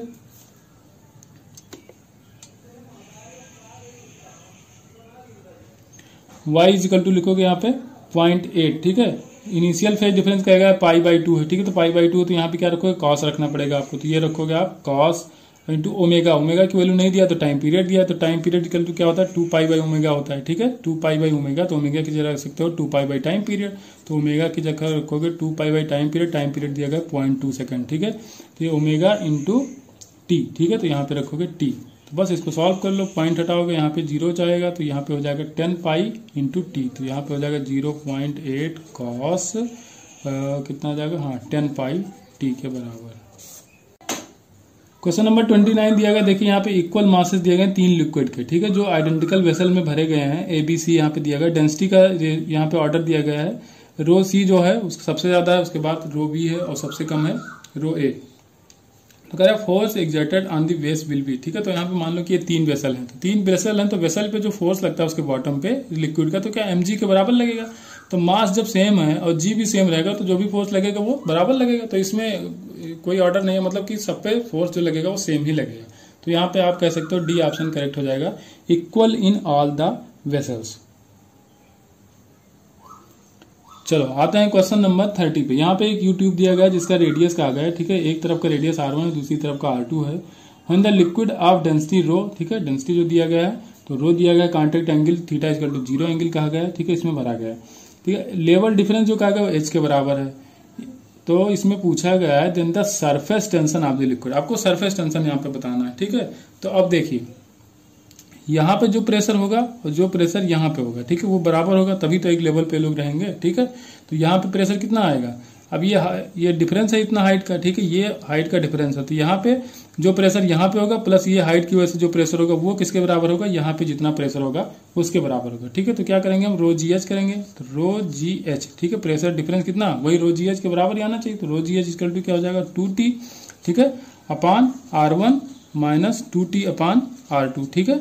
बस अब इसको कैलकुलेट कर लो, आपको टेंशन ही निकालना है। तो यहाँ पे क्या करोगे, एलसीएम अगर लोगे तो आ जाएगा रो GH, इस तरफ एलसीएम लोगे तो क्या आ जाएगा 2T, अगर कॉमन ले लो, ठीक है, 2T हो जाएगा कॉमन, तो यहाँ पे हो जाएगा R2 माइनस R1, नीचे हो जाएगा R1 R2 के बराबर। T आपको चाहिए तो T इक्वल टू क्या हो जाएगा, रो GH R1 R2 अपान T R2 माइनस R1। तो यहाँ पे ऑप्शन कौन सा है, ए ऑप्शन करेक्ट हो जाएगा। क्वेश्चन नंबर 31, ये भी आसान, 3 पॉइंट मास आपको दिए गए हैं, ठीक है, एम आइडेंटिकल मासेस हैं, ठीक है, और ये इक्विलेटरल ट्रायंगल पे रखे हैं जिसका साइड लेंथ L दिया गया है। तो अमाउंट ऑफ इनर्शिया यहाँ पे बताना है, ठीक है, मोमेंट ऑफ इनर्शिया यहाँ पे बताना है कितना होगा किसी भी साइड के एक्सिस के थ्रू, ठीक है। तो ये साइड हो गया, ये साइड है इसका, इसके थ्रू हम निकालें मोमेंट ऑफ इनर्शिया, ठीक है। तो अब यहाँ से रोटेट कराएंगे तो ये दोनों मास तो इसके एक्सिस पे आ जाएंगे, तो इसका मोमेंट ऑफ इनर्शिया 0 हो जाएगा। अब इसकी डिस्टेंस हमको निकाली यहाँ से कितना होगा, ठीक है। तो ये एंगल आपको दिया गया 60 डिग्री, इक्विलेटरल एंगल है, तो साइन 60 रखोगे तो क्या हो, साइन 60 इक्वल टू क्या होता है, परपेंडिकुलर अपॉन हाइपोटेन्यूज, तो उससे परपेंडिकुलर जब निकालोगे तो परपेंडिकुलर ये हो जाएगा, ठीक है, ये r हो जाएगा, r किसके बराबर होगा, L साइन 60 के बराबर, तो L साइन 60 मतलब √3/2, तो ये आ जाएगा आपका r। अब क्या करना है, एम आर स्क्वायर सीधे लगाओ, तो आई इक्वल टू हो जाएगा एम आर स्क्वायर की जगह क्या करोगे, L स्क्वायर, √3 का स्क्वायर करोगे 3 आएगा, बाई 2 का स्क्वायर करोगे 4 आ जाएगा, और ये हो जाएगा आपका मोमेंट ऑफ इनर्शिया, तो ये हो जाएगा 3/4 ml स्क्वायर के बराबर। ऑप्शन सी करेक्ट हो जाएगा यहाँ पे। क्वेश्चन नंबर 32, यहाँ पे कहा गया कोई पार्टिकल है जो स्ट्राइक करता है किसी दूसरे पार्टिकल से इलास्टिकली, एकदम परफेक्ट इलास्टिकली कोलिजन होता है यहाँ पे, another particle of velocity v, after collision it move with the half velocity, ये आफ्टर कोलिजन क्या होता है, इसकी वेलोसिटी हो जाती है आधी, ठीक है, और सेम डायरेक्शन मूव करता है। Find the velocity of the second particle if it is initially rest, कह रहा है आपको वेलोसिटी बताना है दूसरे पार्टिकल का अगर वो इनिशियली रेस्ट पे है। तो कोफिशिएंट ऑफ रेस्टिट्यूशन लगाओ, ई इक्वल टू क्या होता है v2 minus v1 upon u1 minus u2। Elastic है तो ई की वैल्यू हो जाएगी 1। v2 यहाँ पे पूछा ही गया शायद, find the velocity of the second particle, हाँ v2 पूछा गया, v1 आपसे क्या v बाई 2 हो जाएगा, ठीक है। इनिशियल वेलोसिटी उसकी v थी, v1 मतलब फर्स्ट पार्टिकल की वेलोसिटी कितनी होती है, आधी होती है, डायरेक्शन वही, तो इसमें कोई साइन चेंज नहीं होगा। u1 कहा गया आपसे v है, ठीक है, और u2 आपसे कहा गया कि ये है 0, क्योंकि दूसरा पार्टिकल जो था इनिशियली रेस्ट पे था। बस यहाँ पे v को इधर लाओ तो ये हो जाएगा v, इधर हो जाएगा v2 minus v by 2।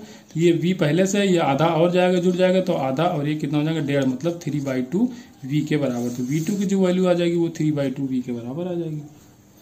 Question number 34, यहाँ पे ionization energy of hydrogen atom दिया गया है 13.6 इलेक्ट्रॉन। हाइड्रोजन एटम में क्या होता है, एक्साइटमेंट होता है, ग्राउंड स्टेट से एक्साइटेड होता है, इलेक्ट्रोमैग्नेटिक रेडिएशन इमिट करता है 12.1 इलेक्ट्रॉन वोल्ट का। तो how many spectral line will be emitted by the hydrogen. पहले देखो कहाँ जा रहा है ग्राउंड स्टेट से, तो उसको कैसे हम देखेंगे, तो energy e is equal to जो होता है, जो चेंज इन ई होता है क्या होता है 13.6, यहाँ पे आ जाएगा 1/n1 स्क्वायर माइनस 1/n2 का स्क्वायर। इससे लगाओ, ये दिया आपको 12.1 इलेक्ट्रॉन वोल्ट, ठीक है। ये करो, ये नीचे आ जाएगा 13.6 इज इक्वल टू 1/1 का स्क्वायर माइनस हाफ n2 का स्क्वायर, ठीक है। एन आपको निकालना है तो इसको इधर ले आओ, तो 1/n1 का स्क्वायर, यहाँ पे बचेगा 1 माइनस 12.1 अपॉन 13.6। यहाँ पे जाओगे 13.6 माइनस 12.1 करोगे, एलसीएम लोगे 13.6 आएगा एलसीएम, ठीक है। ऊपर जाएगा 13.6 माइनस 12.1, इसको माइनस करोगे इधर कितना आ जाएगा 6 माइनस 1, यहाँ हो जाएगा 5, यहाँ हो जाएगा 1, तो यहाँ पे आ जाएगा 1.5, ठीक है। पॉइंट हटाओ, ये हटाओगे तो 15 9 जा 135 है, तो आप मान सकते हो कि 1/9 है, तो 1/n स्क्वायर इक्वल टू 1/9, तो n की वैल्यू आ जाएगी 3, ठीक है। अब नंबर ऑफ स्पेक्ट्रल लाइन आपको देखना है, तो ये क्या होता है n माइनस 1/2, n की वैल्यू आ गई 3 माइनस 1 करोगे आ जाएगा 2/2, तो यहाँ पे 3 स्पेक्ट्रल लाइन आ जाएगी, ऑप्शन सी करेक्ट हो जाएगा। क्वेश्चन नंबर 34 हमने करा दिया, क्वेश्चन नंबर 33 मिस हो गया, चलो इसको देख लेते हैं।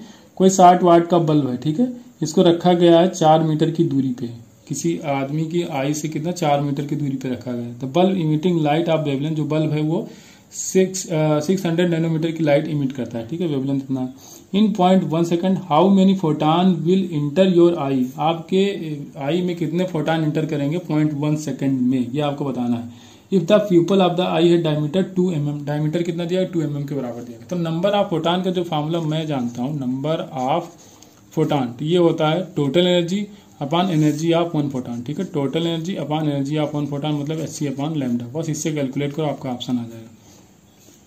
टोटल एनर्जी कैसे निकालें, तो टोटल एनर्जी 60 वाट दिया गया, यहाँ पे 60 वाट, तो ये तो 60 वाट दिया गया, तो एनर्जी पर यूनिट एरिया देखा जाए, ठीक है, तो पर यूनिट एरिया कितना हो जाएगा 4πr², तो कितने मीटर दूरी पे रखा था, माना ये पर्सन यहाँ पे सोर्स इधर रखा, तो ये अपने चारों तरफ फैलाएगा ना, तो ये 4 मीटर की दूरी पे, तो ये तो एनर्जी जो बिखेरेगा चारों तरफ बिखेरेगा, तो एक स्फीयर टाइप का बनेगा, ठीक है, हॉलो स्फीयर टाइप का एक एनवायरमेंट बनेगा। तो यहाँ पे जो रिसीव होगा वो हमको देखना है, तो पर यूनिट एरिया निकाल लें, उसके बाद अपने प्यूपिल का एरिया निकाल लेंगे, ठीक है, तो वो हमको एनर्जी पता चल जाएगी। तो यहाँ पे 4 का स्क्वायर कर दो, तो ये हो जाएगी एनर्जी पर यूनिट एरिया, और अपने प्यूपिल का जो एरिया निकल के आएगा वो क्या हो जाएगा πr², ठीक है भाई, सर्कल होगा सर्कुलर ऐसे होगा तो πr² यहाँ पे करोगे, तो पाई आर की वैल्यू यहाँ पे नहीं दिया है, डायमीटर दिया था 2 mm, तो रेडियस हो जाएगा 1 mm, तो πr² 1 mm का स्क्वायर करोगे तो 10⁻⁻6 आ जाएगा, ठीक है। तो ये आ गई आपकी एनर्जी। अब इसको क्या करना है, एचसी की वैल्यू मैंने कहा था आपको याद रखना 2 × 10⁻⁻25 होता है, ठीक है, अपॉन लैम्डा की वैल्यू दी है 600 नैनोमीटर, तो 10⁻⁻9 हो जाएगा। बस आपको कैलकुलेशन करना है, पाई से पाई यहाँ पे कैंसिल कर लो, ये आ जाएगा आपका 15, ठीक है, 15/16 आ जाएगा, ठीक है, 15/16 आएगा। फिर इसको 10⁻⁻9 को ऊपर ले जाओगे, ये पूरा टर्म ऊपर जाएगा, ठीक है, करके देख लो, यहाँ पे आ जाएगा 15 × 10⁻⁻6 इंटू ये ऊपर जाएगा पूरा टर्म 600 × 10⁻⁻9 अपान यहाँ पे क्या बचेगा 4 का स्क्वायर करोगे आ जाएगा 16 × 2 × 10⁻⁻25। बस इसको सॉल्व करना है, आपको कुछ और करना नहीं है, ठीक है। 10⁻⁻5 ऊपर जाएगा, 25 ऊपर जाएगा तो प्लस में हो जाएगा, और यहाँ पे 9 और 5 ये माइनस में है, तो 15 और ये ऊपर जाएगा 25, तो यहाँ पे 10 बचाएगा, 10 पहले बचा रह जाएगा, ठीक है। और इसको थोड़ा सा और सिंप्लीफाई करोगे तो यहाँ पे आ जाएगा 2.84 × 10⁻11 के बराबर, इतने फोटान इंटर करेंगे, ठीक है। लेकिन ये जब सॉल्व करोगे तो 10⁻12 आएगा, लेकिन अब ये पर सेकंड आएगा, लेकिन आपको चाहिए 0.1 सेकंड में, तो 10⁻12 है तो 0.1 सेकंड से इसको मल्टीप्लाई कराओगे तो यह आ जाएगा 2.84 × 10⁻11 फोटान पर सेकंड के बराबर, ठीक है, पर 0.1 सेकंड बराबर, ठीक है। 0.1 सेकंड में पूछा गया था, 1 सेकंड में तो 10 की पावर 12 आता है, लेकिन 0.1 सेकंड में 10 की पावर -12 11 आ जाएगा। क्वेश्चन नंबर 35, यहाँ पे दो रेडियो एक्टिव सब्सटेंस ए और बी दिए गए, ठीक है। Decay constant of B is 2 times that of A, ठीक है। डीके कांस्टेंट जो लैम्डा बी है, ठीक है, लैम्डा बी है 2 टाइम्स ऑफ लैम्डा ए के बराबर। ये क्वेश्चन में आपको दिया गया है, ठीक है। तो अब देखिए, अब इसमें लगाइए lambda a n a equal to हो जाएगा लैम्डा वी एन वी, ठीक है। इनिशियल अमाउंट दोनों का कहा गया है कि यहाँ पे सेम है, ठीक है। और आप यहाँ पे कर सकते हो, अगर यहाँ पे देखो ये दिया गया आपको टाइम कांस्टेंट, ठीक है, डीके कांस्टेंट दिया गया, तो इसको लिख सकते हो ln2/t हाफ, ठीक है। टी हाफ ही होता है ना, तो टी हाफ ये किसका हो जाएगा, बी का, इजिकल टू यहाँ पे क्या कर लोगे आप, 2 टाइम्स है तो 2 टाइम्स ln2/t हाफ क्या हो जाएगा, यहाँ पे ये हो जाएगा ए का, ठीक है। तो जो टाइम पीरियड ए का होगा उसको बी के टर्म में आप निकाल सकते हो, ln2 यहाँ पे कैंसिल आउट होता है, ln ए जो आ जाएगा, ठीक है, टी हाफ ए किसके बराबर आ जाएगा, 2 times of t half b, ठीक है। तो यहाँ से ये देख सकते हो। और आपसे यहाँ पे कुछ और दिया गया है, initially both have the equal number of nuclei after an half life of A, ठीक है। एन की ए की हाफ लाइफ कितना दिया गया, एन हाफ लाइफ, कितने ए की एन हाफ लाइफ के बराबर कहा है, disintegration of the both are equal, मतलब कि ये जो डिसइंटीग्रेशन रेट है दोनों इक्वल हो रहा है, कब, एन हाफ लाइफ के बराबर। तो ए की जब एन हाफ लाइफ होगी, ठीक है, तो ए की जो एन हाफ लाइफ होगी तो बी के किसके बराबर होगी, बी के 2n के बराबर होगी, क्योंकि यहाँ पे देख ही रहे हो, ठीक है, जो बी आएगा आपको 2 के बराबर आ रहा है, ठीक है। तो जो n number of half life A की होगी तब बी की हो जाएगी 2n के बराबर। बस आपको क्या करना है, वैल्यूज रखना है, ठीक है।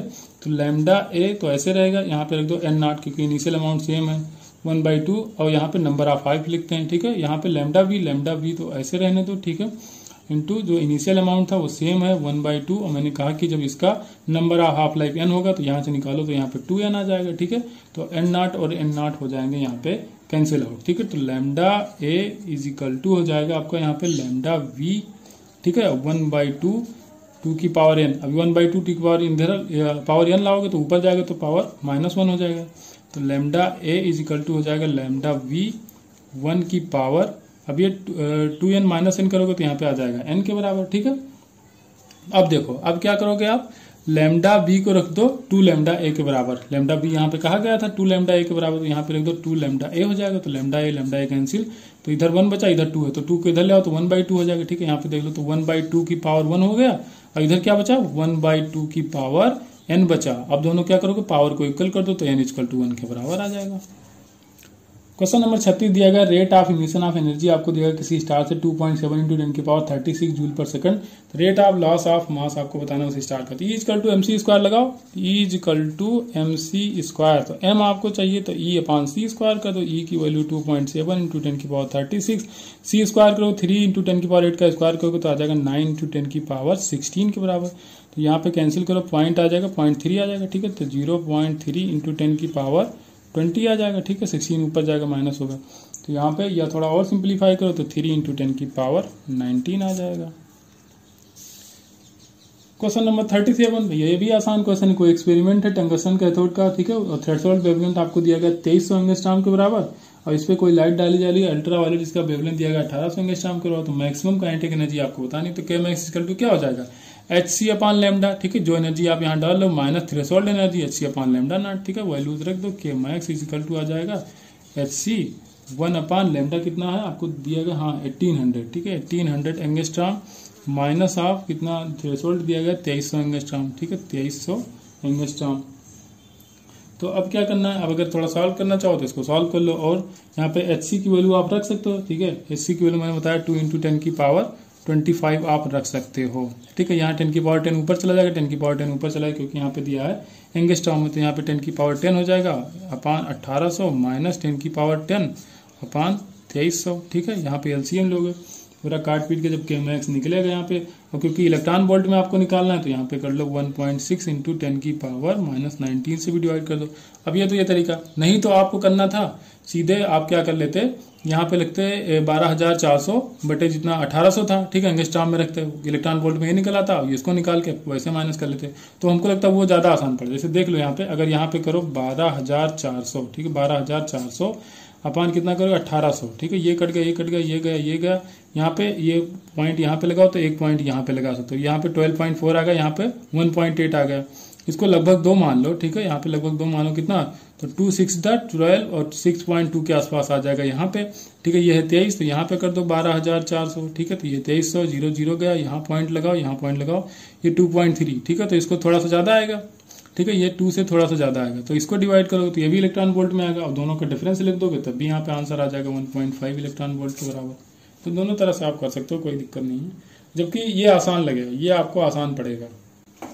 क्वेश्चन नंबर 38 है, कोई ट्रांजिस्टर है जिसको यूज किया गया है कॉमन बेस में, ठीक है। Amplifier as a common base mode में यूज किया गया। लोड रेजिस्टेंस 5 किलो ओम दिया गया, करंट गेन एम्पलीफायर 0.98 मतलब अल्फा दिया गया, इनपुट रेजिस्टेंस 70 ओम दिया गया। Voltage gain and power gain, तो voltage gain V equal to current electricity से लगाओ, मैंने जब पढ़ाया था तो वहां पे बताया था V इक्वल टू IR लगाओ, ठीक है। वोल्टेज गेन मतलब कि V अल्फा करोगे IR, I मतलब करंट गेन रखा जाता है यहाँ पे, तो क्या करोगे 98 रखोगे 0.98, और R की जगह सीधे R नहीं रखोगे, यहाँ पे load resistance upon input resistance का रेशियो रखा जाता है, तो यहाँ पे कर लो 5000 अपॉन 70 ओम, ठीक है। तो यहाँ पे V अल्फा जो आ जाएगा वो आ जाएगा आपका 70 के बराबर, ठीक है। तो ये आ जाएगा आपका 70।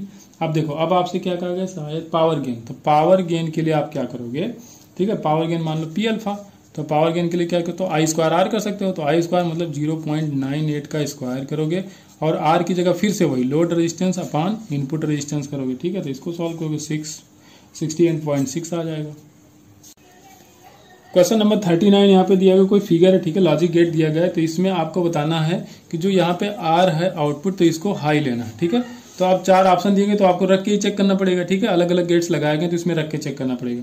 तो पहला ऑप्शन रखते हैं हम लोग, तो x इक्वल टू यहाँ पे रखोगे 0 और y इक्वल टू 1, तो x इक्वल टू 0 रखोगे तो यहाँ पे क्या हो जाएगा x0 मतलब यहाँ पे आ जाएगा 1, ठीक है। यहाँ पे 1 आएगा, और y इक्वल टू 1 रखना है, तो यहाँ पे भी 1, तो 1 और 1, तो यहाँ पे हो जाएगा आपका 1 के बराबर, ठीक है। ये आ गया 1, यहाँ पे इंटर 1 कर रहा है।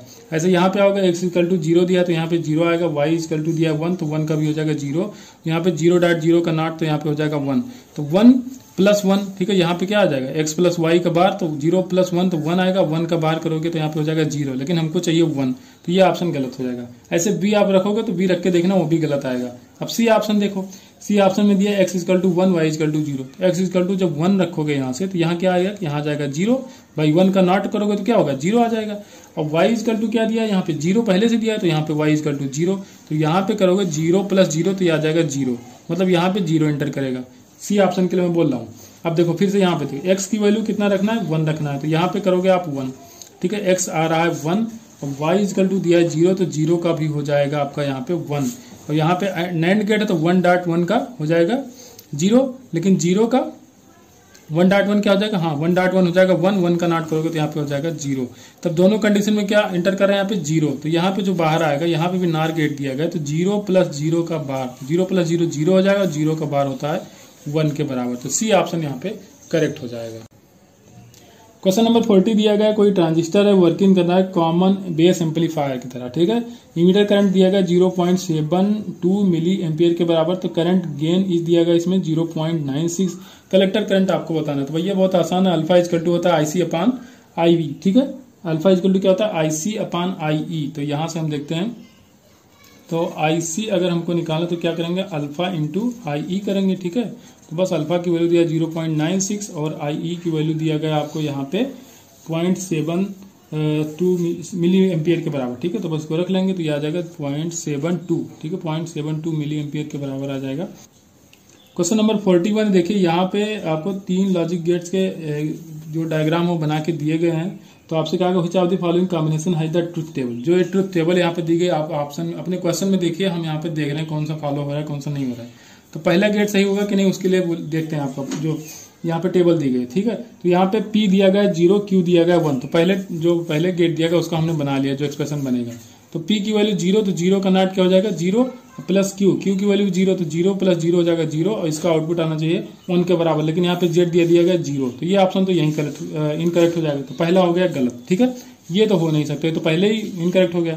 चलो दूसरा चेक करते हैं, दूसरे के लिए ये आपका दिया गया है, तो अब इसमें चेक करेंगे तो जो आउटपुट इसका आ रहा है वही इसका आ रहा है, ठीक है। तो ये भी सही नहीं होगा, क्योंकि वही चीज जब रखोगे P equal to 0, Q equal to 0, तो Z इक्वल टू यहाँ पे 1 आएगा, लेकिन यहाँ पे 1 नहीं, यहाँ पे आ रहा है 0 के बराबर, ठीक है। तो यहाँ पे पहला ही इनकरेक्ट हो जा रहा है। आप रखो तीसरे में, ठीक है, तो तीसरा का एक्सप्रेशन ये बनना है, ठीक है, आपको दिख रहा होगा।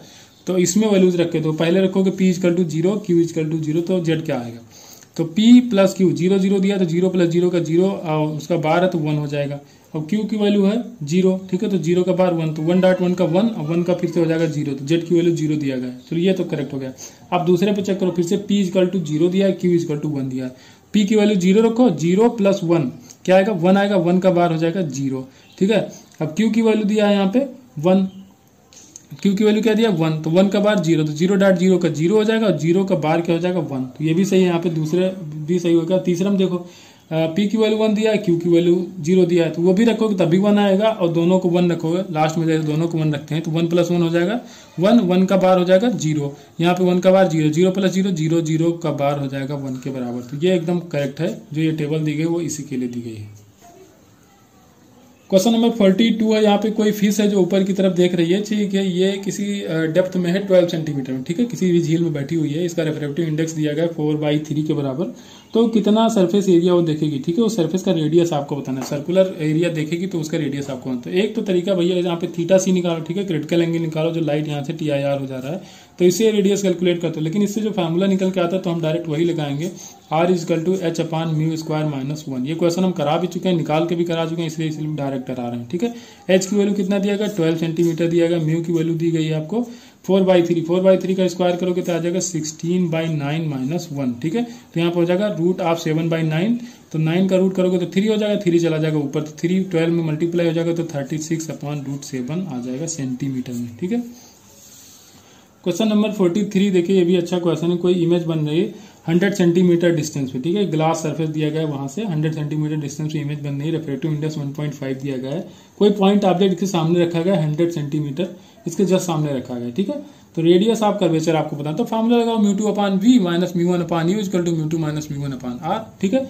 तो μ2 मतलब ग्लास का रिफ्रैक्टिव इंडेक्स कितना दिया था 1.5 दिया था, जो इमेज की डिस्टेंस है वो 100 सेंटीमीटर कही गई, माइनस ऑफ u1, अब उसके सामने ही रखा है तो माइनस u रखोगे, तो यहाँ पे -100 रखोगे हो जाएगा, प्लस μ2 - μ1 मतलब 1.5 माइनस कितना ईयर का कितना 1 होता है, तो 1.5 - 1 करोगे तो 0.5 आ जाएगा, यहाँ पे रखोगे r, ठीक है। एलसीएम लोगे हो जाएगा 100, यहाँ पे हो जाएगा 2.5, यहाँ पे हो जाएगा 0.5/r, यहाँ से करोगे तो 5 टाइम्स जाएगा, r इक्वल टू हो जाएगा 100/5, तो यह आ जाएगा 20 सेंटीमीटर के बराबर।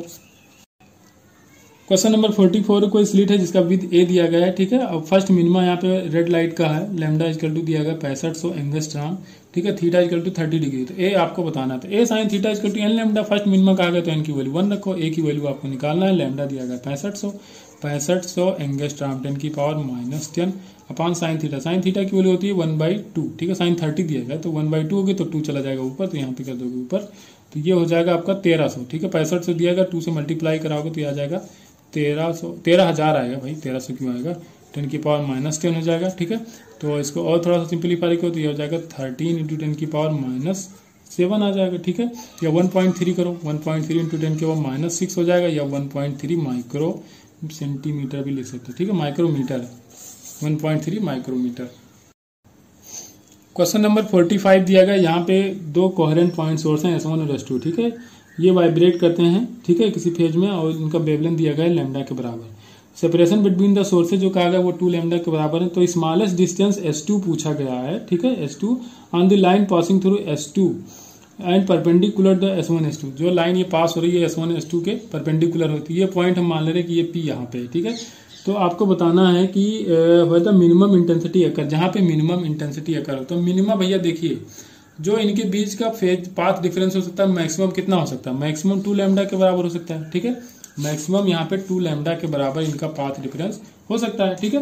तो मैक्सिमम डिस्टेंस पे मिनिमा बनने के लिए क्या होना चाहिए, पाथ डिफरेंस जो होना चाहिए λ/2 होना चाहिए। तो मान लो यहाँ पे कहीं पे λ/2 होगा और मिनिमम डिस्टेंस पे कितना होना चाहिए 3 λ/2, क्योंकि ये 2 लैम्डा के बीच की वैल्यू होनी चाहिए। तो इसको याद भी कर सकता हो कि मैक्सिमम डिस्टेंस पे मिनिमा के लिए कितना रखते हैं पाथ डिफरेंस λ/2 रखते हैं, और मिनिमम डिस्टेंस के लिए कितना रखते हैं 3 λ/2। तो ये मान लो किसी P पॉइंट पे, ठीक है, तो ये 3 λ/2 हो गया, ठीक। तो अब पाथ डिफरेंस निकालोगे कैसे, तो देखो ये दिया था आपका, हमने मान लिया कि ये x है, ठीक है, ये कितना डिस्टेंस है x है, ये कितना दिया गया आपको 2 लैम्डा के बराबर दिया गया।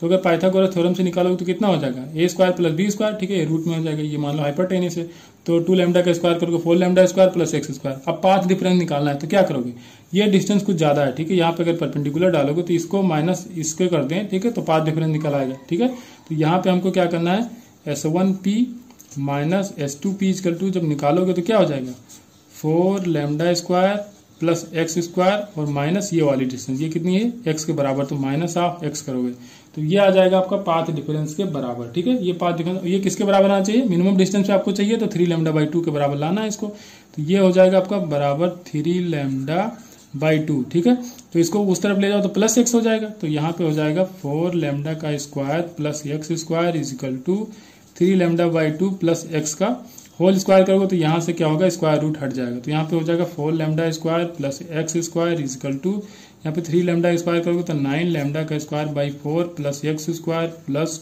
2x 3 लैम्डा बाई 2 यहाँ पे हो जाएगा कैंसिल, यहाँ पे एक्स स्क्वायर कैंसिल आउट हो जाएगा, 4 लैम्डा स्क्वायर यहाँ पे आ जाएगा 9 लैम्डा स्क्वायर बाई 4, यहाँ पे इधर माइनस कर लोगे तो आपको चाहिए एक्स की वैल्यू, तो एक्स की वैल्यू यहाँ से आ जाएगी 7 लैम्डा बाई 12 के बराबर। ये हो गया आपका पेपर नंबर 47। तो नेक्स्ट हम लोग सॉल्व करेंगे पेपर नंबर 48। थोड़ी सी डिस्टर्बेंस चल रही क्योंकि कॉलेजेस खुलने वाले हैं तो थोड़ी सी प्रॉब्लम चल रही, तो आप लोग भी एडजस्ट करने की कोशिश कीजिए और पढ़ाई करते रहिए। भैया एग्जाम का डेट फिर से आया है, अब ये मत सोचने लग जाना कि फिर से पोस्टपोन होगा कि नहीं। ठीक है, ये चीज़ें बहुत बेकार होती हैं, अल्टीमेटली आपका लॉस ही होगा उसमें, तो वो सब सोचना बंद करो भैया, अपना काम करो, आपको प्राइमरी काम पढ़ाई करना तो आप अपनी पढ़ाई कीजिए। चलिए मिलते हैं नेक्स्ट वीडियो में, अभी के लिए इतना ही, थैंक यू।